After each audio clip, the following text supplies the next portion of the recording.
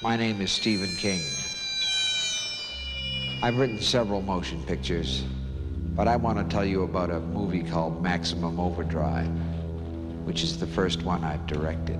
A lot of people have directed Stephen King novels and stories, and I finally decided if you want something done right, you ought to do it yourself.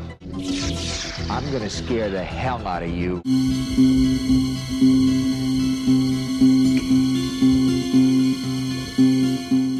When an author is also a director and adapts his own work, it makes it a little harder to criticize the choices that are made. It's not Hollywood misunderstanding the original vision, it's a creator changing his own work to suit his own desires. Such is the case with Maximum Overdrive, the one and only film that was directed by Stephen King, based on his own short story, Trucks. And he did make a lot of changes, but quite frankly, they were necessary. I'm not sure exactly when King wrote this story, but I have a feeling it was fairly early on, as it's nowhere near as strong as a lot of his later work. The concept of vehicles coming to life suddenly is kept, though here it is enhanced to include all machinery. It's just that the large 18-wheelers are the biggest threat. The setting is also the same, that of a small truck stop that here it is specified is located in North Carolina where the movie was filmed. The characters in the story aren't really named, but they do share traits with a lot of the characters from the films. Overall, the story is just better fleshed out and defined, which it sorely needed to be. It's easy to think of Trucks as the first draft, and Maximum Overdrive as the final version. From the very first moment of the film, we get an explanation as to why these machines are coming to life, something that is later expanded as the film goes on. It doesn't really make sense, but since the focus of the movie is on the conflict and the characters, it doesn't really matter. While the trailer contained a gleeful King promising to scare the hell out of us, this is actually far more a dark comedy than it ever is scary. While I might wince at the thought of being hit by a soda can being violently spit out of a machine, the fact is I spent more of the scene laughing. When the steamroller shows up to flatten the one kid, it's definitely the splat stick icing on the cake. And I feel fairly safe saying that King wanted that humor to be there, rather than an accidental side effect. There's also a good amount of action present in the film, a fair amount of cars being chased by semi-trucks and some good explosions, thanks to the fact that the boss of the truck stop inexplicably has a rocket launcher and ammo being kept in the basement.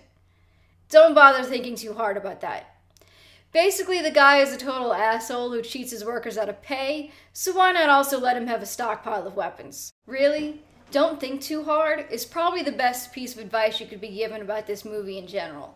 There's a severe lack of logic to most of it. Though honestly, I don't really know how you could apply logic to this concept. I think the film's basic weakness is that it's structured more like a novel than it is like a film. We get quite a few moments where things slow down a bit so we can learn more about Emilio Estevez's character Bill, or Laura Harrington's character Brett.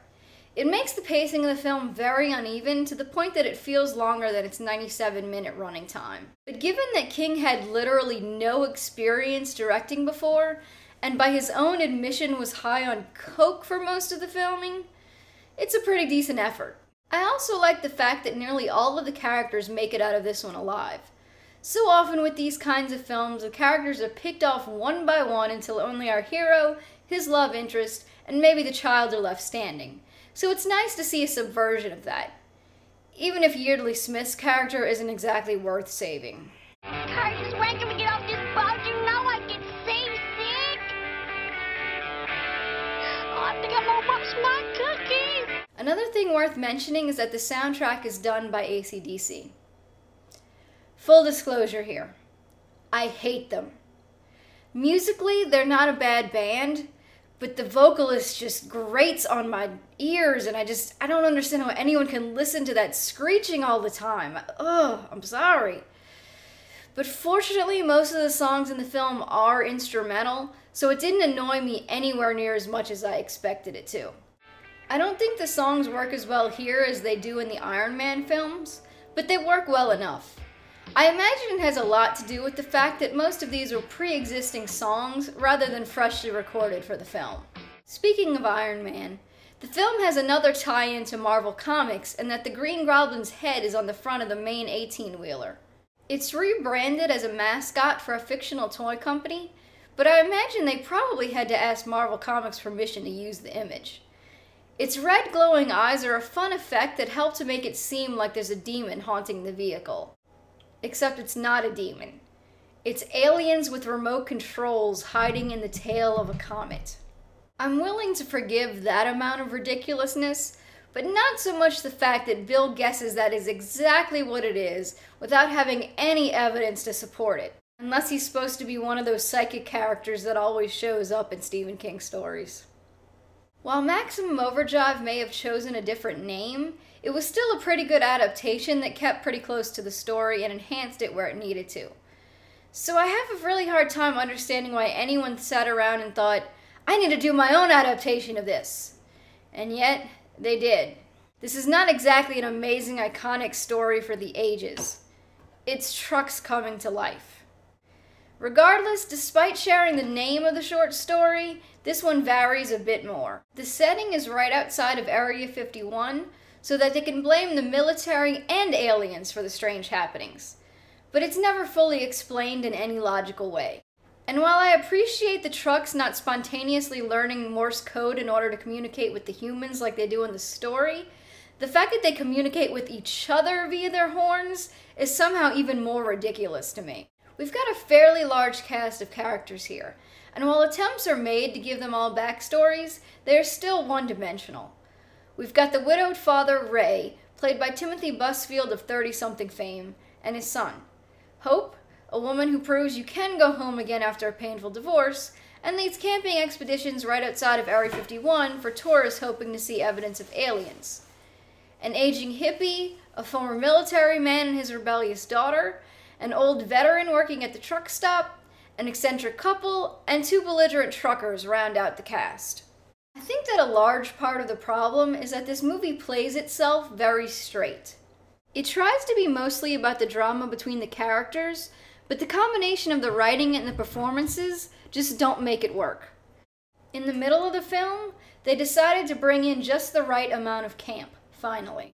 A mailman walks through the town, and we find out that not only are life-size trucks being affected, but so are remote-controlled ones as well.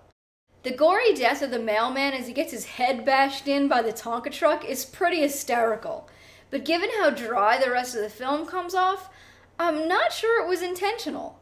The same can be said when one of the hazmat suits of the government workers comes to life and kills the 2 of them with an axe. Their department is abbreviated to TIT, but I'm still just not sure if this was supposed to be as funny as it actually was. The movie also has no proper climax to speak of. The people run back and forth between the 2 buildings, and occasionally try and escape, and most of them get squashed for their efforts. They hatch a plan that involves using a helicopter to escape, and surprise, only Ray, his son, and Hope make it to the chopper. The military man and his daughter are supposed to be on board the helicopter. But wait, why is she dazed? And who is driving? No one! Except at this point, I really don't care. Twist endings or bad endings are supposed to have weight to them, and I just can't give a damn about anything that happens in this movie. I highly recommend that you skip it and watch Maximum Overdrive instead. Next time, I'll be looking at... Lawnmower Man? What? Lawnmower Man! No! Lawnmower Man.